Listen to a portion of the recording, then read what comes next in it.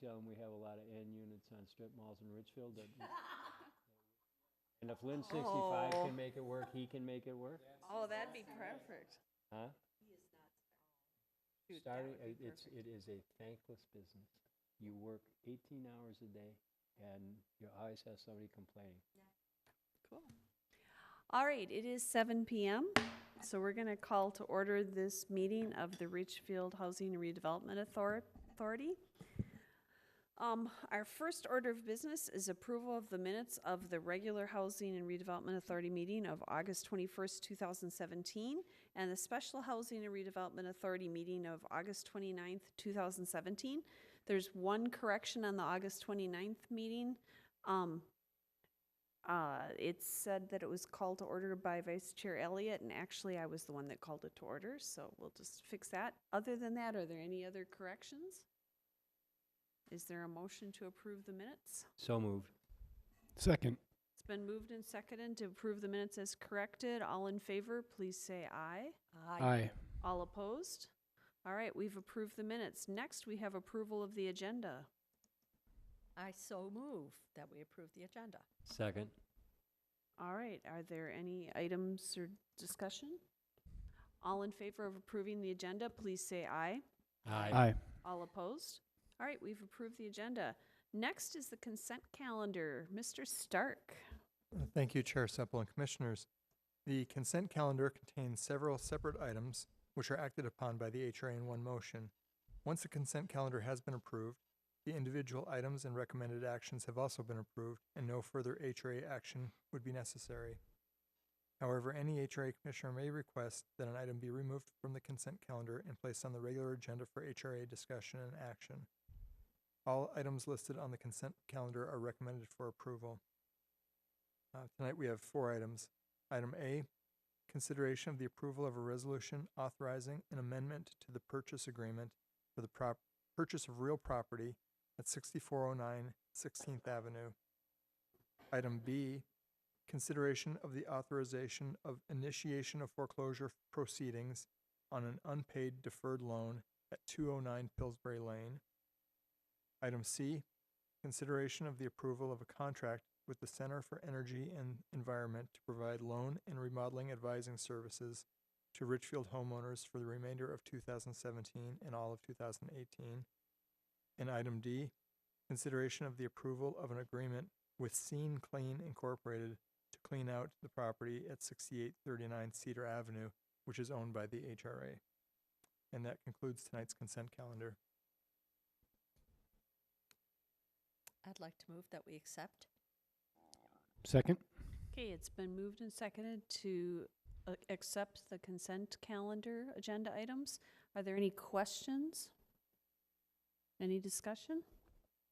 All right, hearing none. All in favor of approving or accepting the agenda items on the consent calendar, please say aye. Aye. All opposed? All right, we've approved the consent calendar. Okay, that moves us on to item 4, consideration of the approval of a resolution amending a loan agreement and related documents with Aon Seasons Park LLC. Mr. Stark. Thank you. At last month's HRA meeting, which was August 21st, the HRA approved a resolution to enter into a loan agreement and related documents with the nonprofit developer Aon Incorporated for their use in purchasing the apartment complex known as Seasons Park. This loan was granted in part to address concerns about the preservation of naturally occurring affordable housing, otherwise known as NOAA.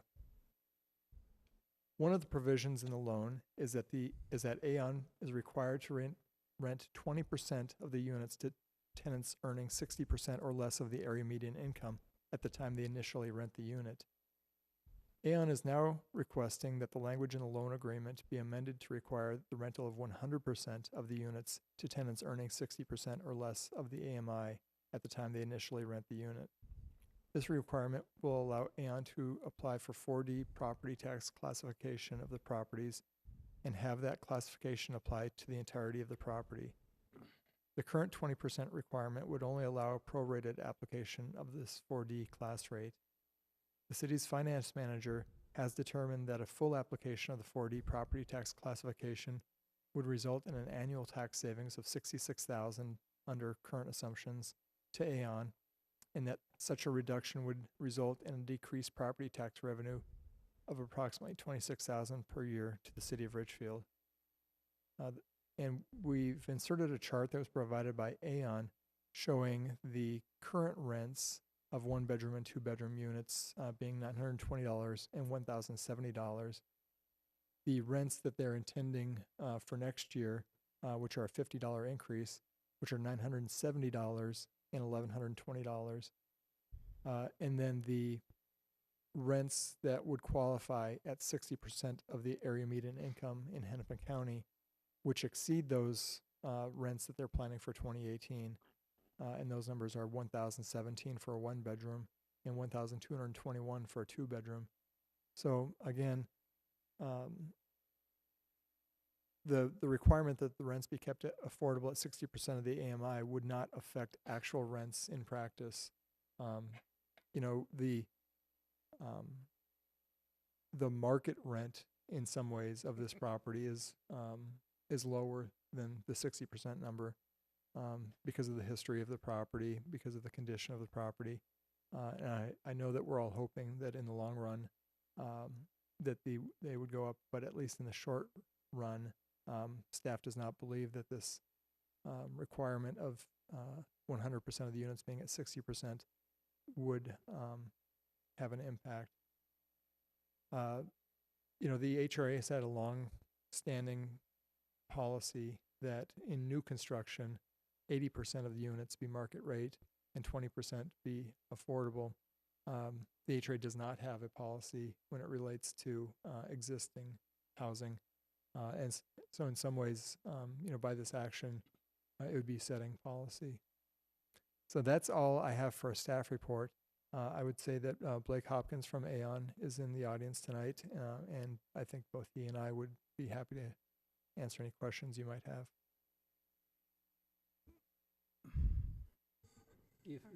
Okay, Sorry. go ahead, Commissioner Elliott.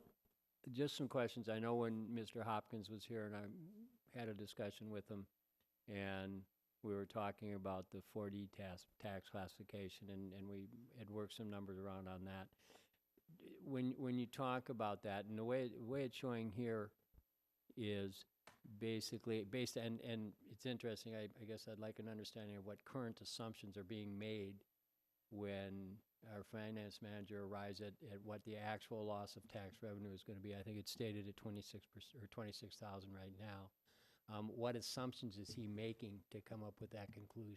The current tax rate is the main one. The current tax rate and the current market value of the property, and those would change every year. And then the second question would be more for staff, and I think, first of all, in terms of preservation, and having had some discussions over the weekend and knowing that coming in late and everything, it was a lot of moving parts that Aon had to put together, and I understand that. And it still, in my mind, makes the preservation absolutely something that's good for the city and everything. I'm just more concerned about long-term. You indicate the value is going to go up because there's money going to be invested to renovate. And I don't know, I'm not familiar enough with the dynamics to know, once you have that classification, is there forever? Do we revisit it annually? Are there ways that if the tax base does go up, we can recover a little bit more of the tax revenue for us? And probably maybe one question that we may or may not have the answer to this evening is, I know that the school district is interested in maintaining the families that have children that are attending the schools and everything, but at the same rate, they're affected by the loss of tax revenue. Were they made aware of it, or they had any input in regards to the decision we're making here tonight? They have not, particular to this decision, no. Okay, are they aware of it? Because it has an impact on their tax revenue also, correct? It would, Revenue that they yes. receive. Yes, it would. Okay. How about going forward if the value goes up? Where are we in position to Aon to renegotiate or talk about 20%, 80%, 100%?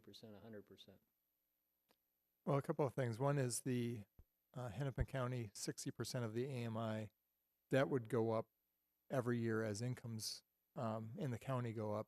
So that's a relative number, but I would expect that to go up. Right now, though, the loan documents the way they're stated would be, whatever is decided tonight would be in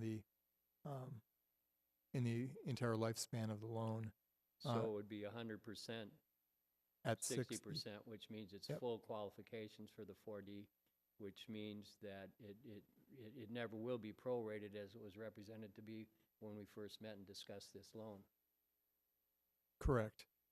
I think that if, for example, if the HRA's primary concern was longer term, and what happens if and when the rehabilitation results in the market rent going up, which is what we're all hoping will be the case, maybe we could look at applying a duration in this contract and saying for this loan and the related documents, and I'm kind of shooting from the hip here, but that they be 100% affordable at 60% of the AMI for the first 5 years, and then 80% affordable at 60% AMI for the subsequent 5 years, and then 60% at 60.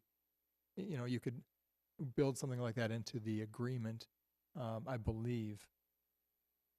Okay, and I guess I should suggest that one of my concerns isn't necessarily with Aon and how this is structured, or I think us doing the loan is the right thing to do. Coming back in for amendment 1 month after we agreed to the loan is not upsetting, but not something I would have expected.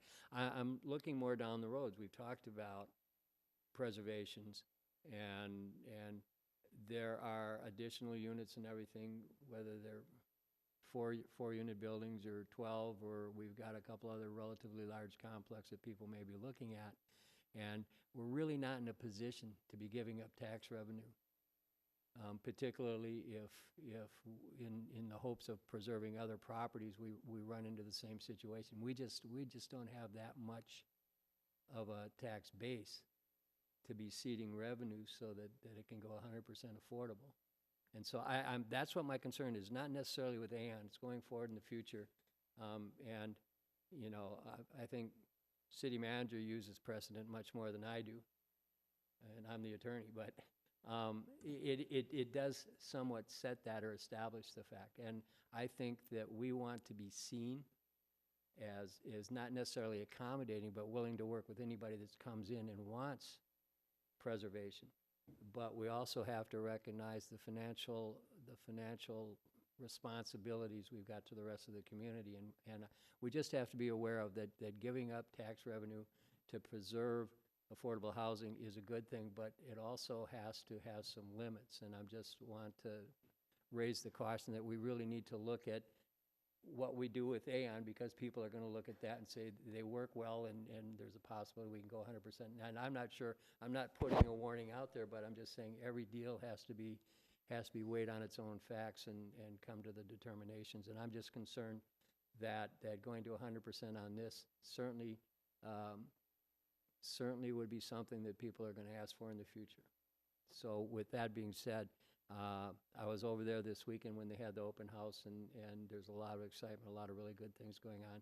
I just don't want it to be seen that every time we run into this situation, it's an automatic that we either have money or the ability to cut taxes, because it just may not be at that time. In another time, in another place, it may not be the right thing for the city. So I just wanted to put that out there. So I know Commissioner Rubenstein has a question. Can we approve the motion and say it's a one-time non-precedent setting situation? Or is that Well, I think that's something we can put in the minutes. in the minutes? Yeah, that, think that the HRA wanted to make it clear that these are reviewed on a case-by-case basis, that an action taken on this shouldn't be seen as a precedent for further actions. Would that meet your requirements of? It's probably Concern? the best we can do. So in that sense, and I'm not willing or going to take a step back on the commitments we've made to Aon and to the residents over there. So it is what it is, but I think having something in there that each will be addressed on a fact-by-fact basis, and what we're gonna do is gonna be dependent on the circumstances and the facts at the time, not necessarily what we do here this evening. Right. And I mean, who knows what a year or two from now might look like. Right now, you guys all either went through the city and or the HRA budget presentations, know what our financial situation is right now. That could change next year or the year after, and lead you to different conclusions on a case like this. Right. Okay, Commissioner Rubenstein? Yes, my question is sort of on the other side of the equation. If this goes to 100% affordable, if there are residents in there who are above that level of income, are they going to be removed? No. Okay. Thank you. Because that has happened in other housing developments in the past in the Twin Cities. But, Yeah. so it's not going to happen here. Why don't you go ahead and Yeah, address the microphone? Yeah, that would probably be good if you came And to the microphone. State your name Yes, and everything for that. Good evening, Madam Chair and Commissioners. My name is Blake Hopkins, Vice President of Housing Development at Aon. The agreement's written so that anyone who's there currently would be grandfathered in, and so no one would be displaced from the Thank property. you. That was our goal of getting involved in the first place. All right, thank you. Commissioner Howard? Yeah, question just so I understand, and in terms of the tax implications for the city, if renovations are done as planned and the market value increases, just want to make sure I understand the 4D program and interaction, that the tax share for the city would increase as well as the market value increased over years, correct? Right. The 4D classification doesn't eliminate the property taxes being made. It's a reduction. As market values increase,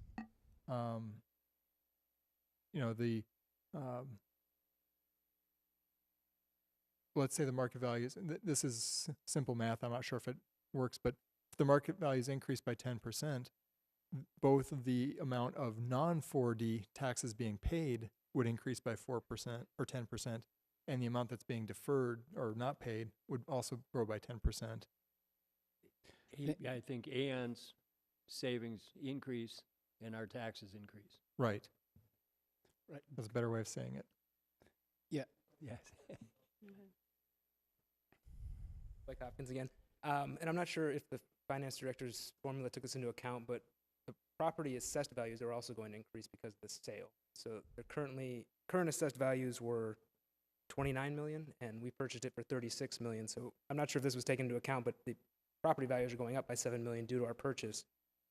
So the 4D will be applied to that higher $36 million assessment. So I'm not sure what the formula is, but just want to make sure that was taken into account as well. So it's not as though it's staying at 29 and it's getting reduced by the 4D. It'll go up to 36 million and then reduction. Mr. Hopkins, do you know, or I'm assuming that it would almost have to increase the assessment based on the value of rehabilitation and renovations? that Yes, take so place yeah, also? it'll be assessed annually as well. So if Okay. improvements are made to the property, we anticipate that $36 million will increase. Yeah, so those in the rehabilitation and renovation costs will be assessed or factored in next year, so Correctly, we'll get yeah. a bump that first year. I think it's a year thereafter, yeah. So Okay, great, thank you. Then I think that the mayor raises good questions about, that as we move forward, the decisions we make now should be taken into account, and what's the city's role as we look at other facilities and things like that. I do think in some sense, there's each situation may be, different. In this situation, I sort of, there is a partnership, right? That Aon is going to come and improve the quality of this facility, and the city's partnership is, providing some a tax benefit to allow them to make those renovations to improve the quality for our residents. And the mayor, it raises good questions. As we look at, in the future, affordable housing policy, we should take the whole story into account as we move forward. I think that in this case, this partnership is a strong one and makes sense to move forward. And there's things probably that we can replicate, things we can look at through the process and learn from, but happy to support it. Yeah, and we haven't measured all the financial benefits of a project like this, but Aon's intent is to keep doing rehab for quite a number of years. For example, our building department, those people are on staff regardless, so that's a fixed cost. When Aon is doing all these building improvements, they'll be pulling building permits, and those could be in the tens of thousands of dollars per year. So that's an example of where, there will be some revenues coming in against costs that are already fixed. And we're hoping that as, Aon's residents, first of all, a lot of the units there are vacant right now because of the situation with drainage and water in units. And when those additional residents come in, those are additional people patronizing Richfield businesses as well. The other thing is, if we can keep things stable, we don't throw families into chaos, because I know in some of the other apartment buildings, when there was a steep increase in rents, there were families that became homeless. So I think there's a human cost as well in keeping things stable and, watching out for our residents that way as well. Mm-hmm. Just one more comment, and go ahead. it's kind of interesting because I'm sitting here thinking that Mr. Stark said some things about building permits and everything that are certainly music to our ears, and I'm venturing to say probably not to Mr. Hopkins' ears. That's what partnerships are all about, right? Works both ways. Right, absolutely. All right, so I believe someone needs to make the motion if we're going to move forward with this. At this time, I would move. Whoops, I'm on the wrong one. Hold on a second. Let me go up and get the right language. At this time, I would move the approval of a resolution amending a loan agreement and related documents with Aon Seasons Park LLC. Second. All right, is there any further discussion? All right, all in favor of approving the resolution, please say aye. Aye. All opposed? All right, we've passed the resolution. Thank you. All right.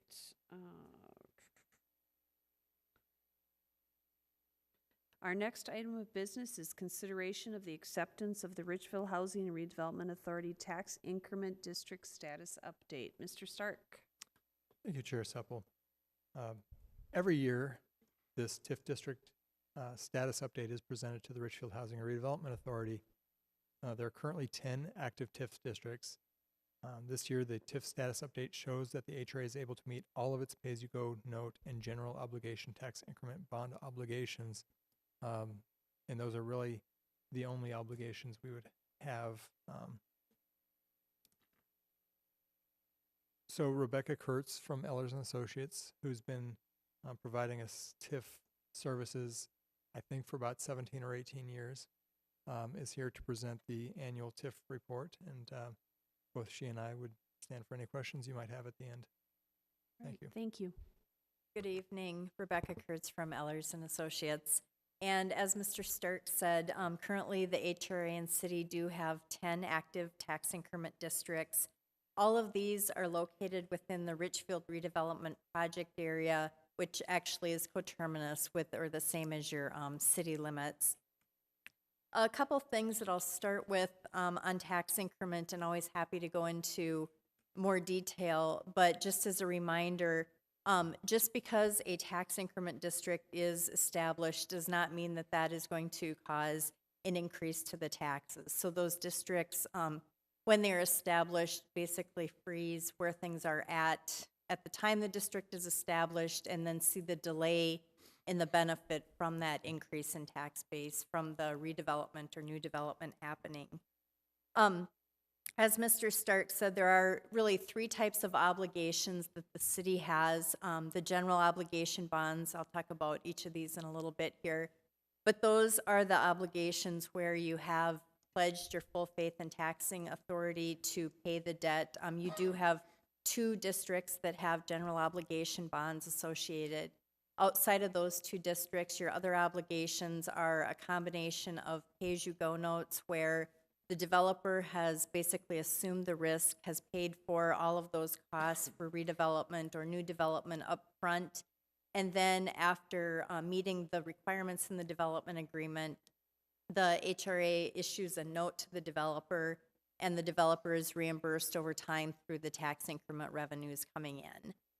The third type of obligation are interfund loans where the HRA has paid for costs up front, which may include things such as land acquisition, in some cases some demolition or upfront work.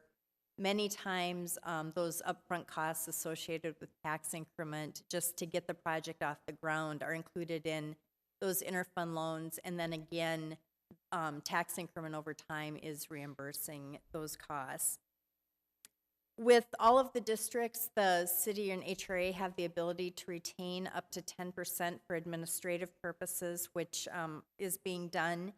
In addition, with some of the redevelopment districts that are in place, the HRA has the ability to retain a total of 25%. That includes the 10% for admin, but it could be 15% more for qualified redevelopment and housing efforts. So in the cases where the city is able, or the HRA is able to do that, that is being done. You do have the full report in front of you. I'm not going to read the whole thing, but I am happy to answer questions on any of them.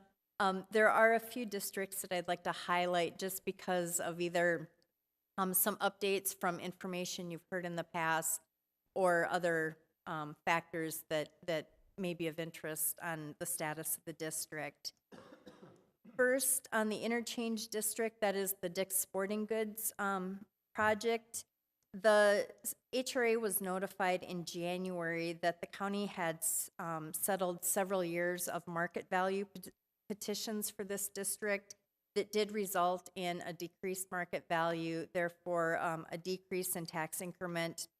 You may recall that in February then, the HRA did adopt an interfund loan resolution, which preserved the ability that the HRA returned a portion of those tax increment funds back to the county as needed, but allows the HRA to use increment beginning from February of 2017 until the HRA's obligation is paid off to reimburse itself.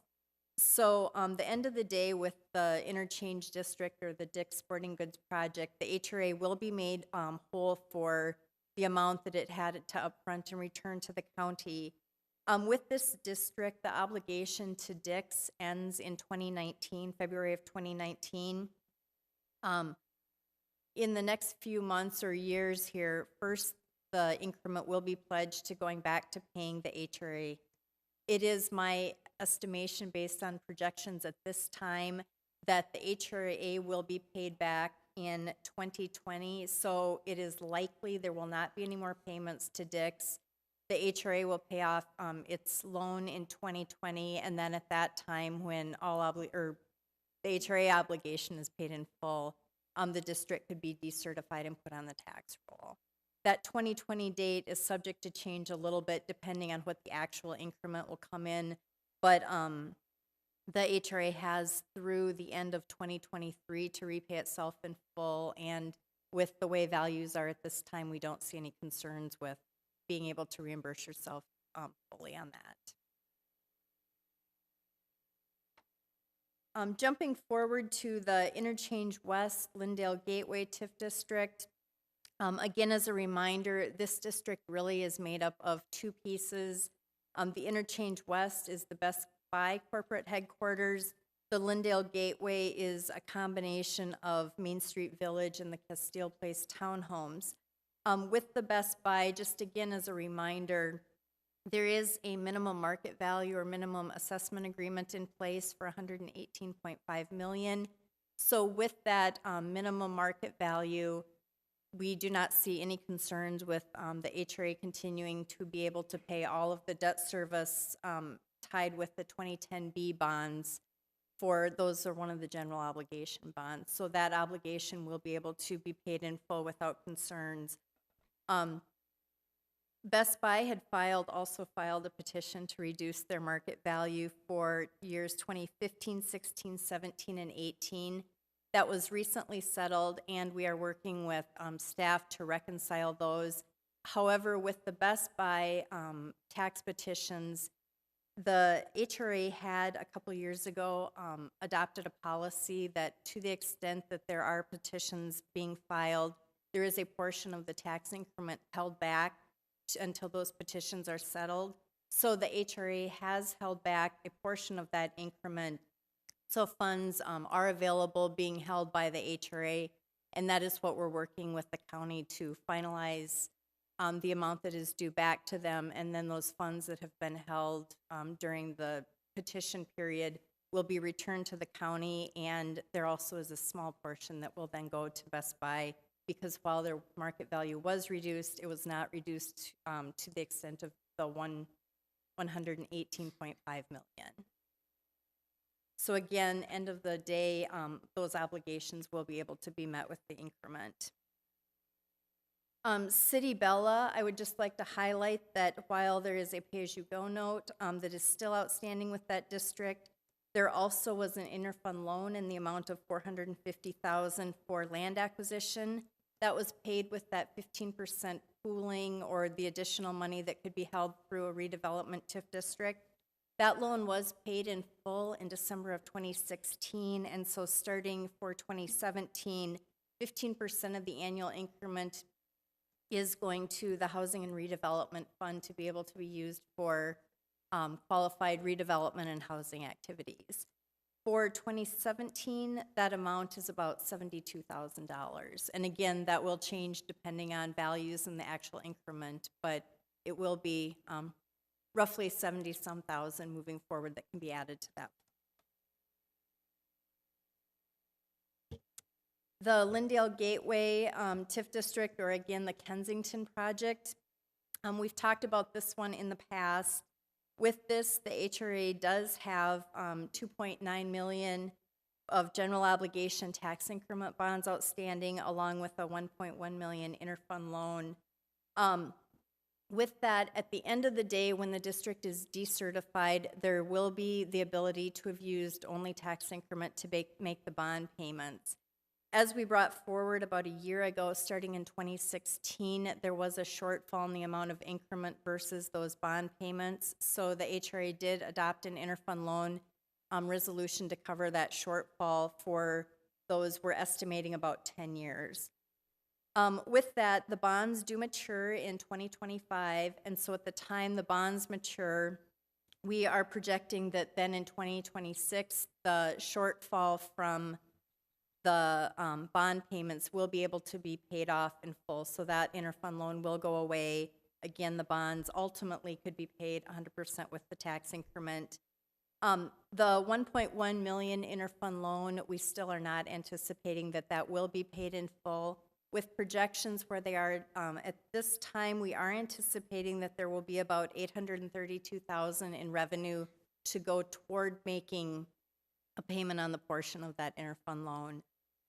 Again, the HRA is not required to pay itself back for that, and I do want to just remind the HRA that while we always had hoped that that loan could be paid in full, even at the time when the district was established, there were questions and concerns that it was not anticipated that there would be increment to pay principal and interest in full on that. So we'll continue to monitor it, and to the extent we can, pay back as much as possible.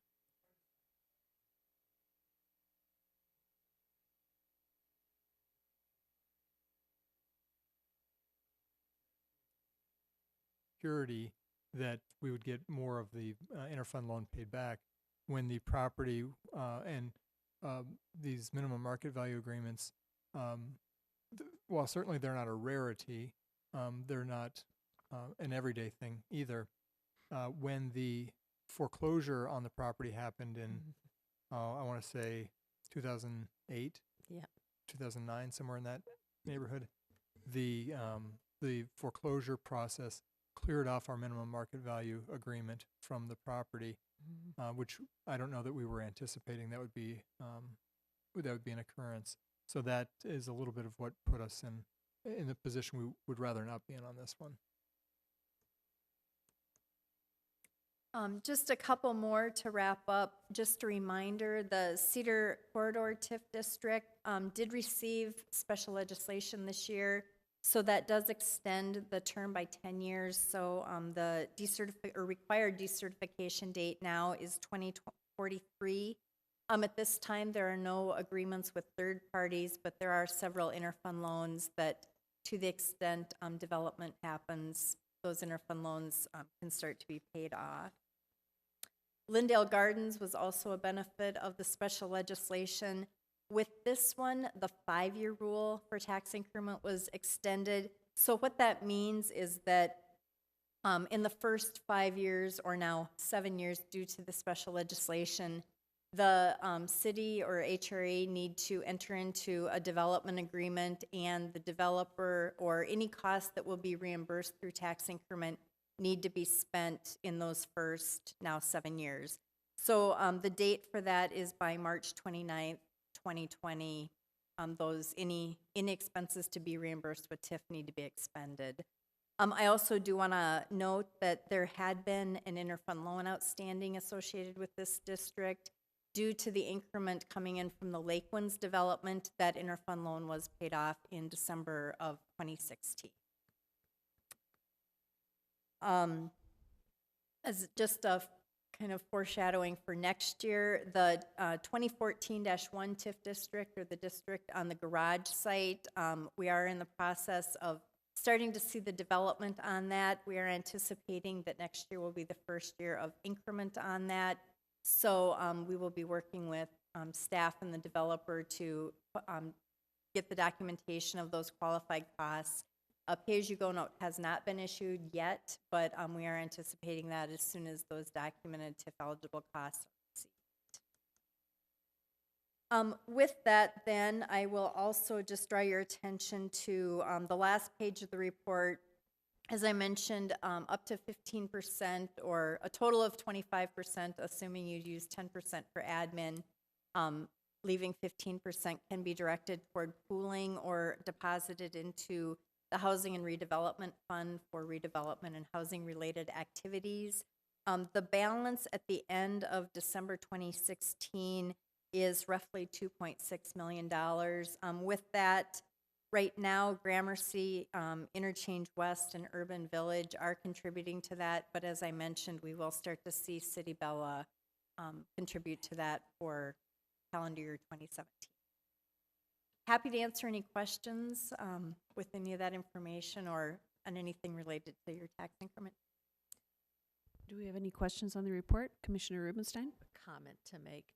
I went over to Gramercy the other day with a friend and neighbor who is moving there, and she has been waiting for 2 years to get in there. So this is really an investment. She lives in Richfield, wants to stay in Richfield, is an involved community member, and it's really good to see our money going for things that keep people in our community, which is really an objective of what we're here about, to bring people in and to keep people in. And it's brought it was a good use of our money. Let's put it that way. I started out really not being a fan of tax increments financing when I came on here. And now I understand the judiciousness with which this is used and the benefit that can bring to the community. And I want to thank those who have been working so hard to make the best use of this for our community. Any other comments or questions? Thank you for a very thorough report. It was when I was reading through it, it was really good information and explained everything. Good, thank you. And I would just say, Rebecca did go through this quickly, and it's a lot of information. Yeah. A lot of terminology that maybe she and I take for granted because we use it every day. But if there are things that pop up in the future, just give me a call, and we'd be happy to sit down with you and explain anything in greater detail. It was very helpful to know, like, the pay-as-you-go notes, that it's the developer that's taking the risk and some of that type of thing, because I know there have been questions about how the TIF districts affect property taxes and things like that. I think I'd agree with the chair that that knowledge of the risk and high, medium, low is important, because as much information as there is there, when we get asked, people say, what does it mean and what's the risk?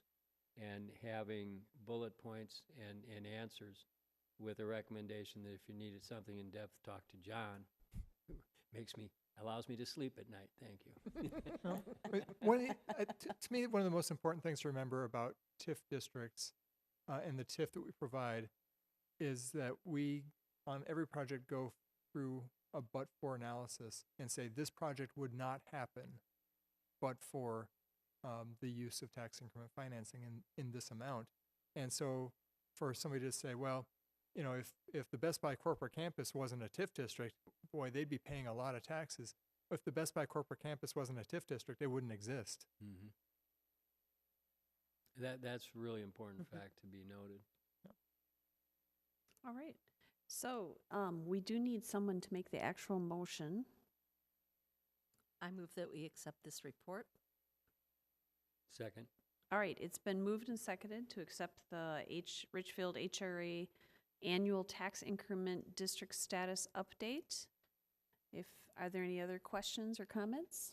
Then all in favor, please say aye. Aye. All opposed? All right, we've accepted the report. All right, our next item would be HRA discussion items. Is there anything that anyone would like to bring forward? Right before the meeting, Ms. Aitchison brought us a flyer that's going to be going out to all of the rest of the community. And the event is occurring before our next meeting. So the renovation celebration, a tour of remodeled homes in Richfield, will be happening Saturday, October 7th, 2017. It's free to the public and it's open from 1 to 5 p.m. I will say I went last year and was really impressed, and there was a great turnout of people, and there were a lot of great ideas of things for people to do. So are you putting it on the camera, Mr. Yeah, Stark? perhaps if the audio, oh, there it is.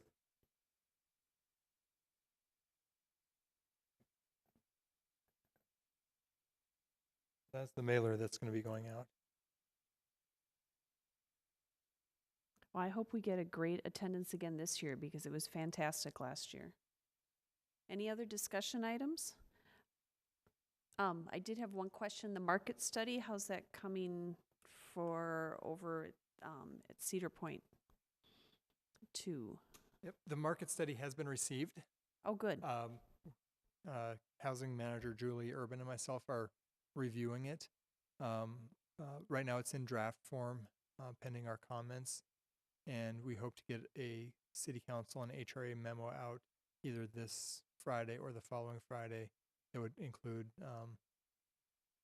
portions of that assessment and our thoughts on it. That's fabulous news because I know the neighborhood's been asking about it. So Yes, thank and we you. have had 2 developers come in and express interest in that site within the last 3 weeks. Cool, thank you. All right, if there are no other discussion items, we'll move on to the executive director's report. We just did it. Oh, okay, well, that's good. All right, then claims and payroll. So moved. Second. All right, it's been moved and seconded to approve the claims and payroll. Are there any questions? All in favor, please say aye. Aye. All opposed? All right. Seeing no other business, we stand adjourned. Thank you.